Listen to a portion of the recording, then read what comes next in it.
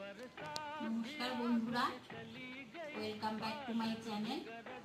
তো আজকে আমি আমার লাঞ্চের থালিতে নিয়েছি, এখানে আছে সাদা ভাত,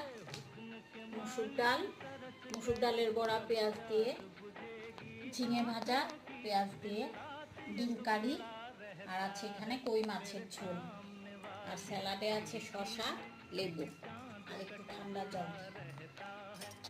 ভালো লাগলে ভিডিওটিকে লাইক করবেন আর প্লিজ সাবস্ক্রাইব করতে ভুলবেন না কিন্তু। তাহলে খাওয়া শুরু করে দিন, আপনারাও শুরু করে দিন আমার সাথে। ঝিঙে ভাজা দিয়ে খাই প্রথম।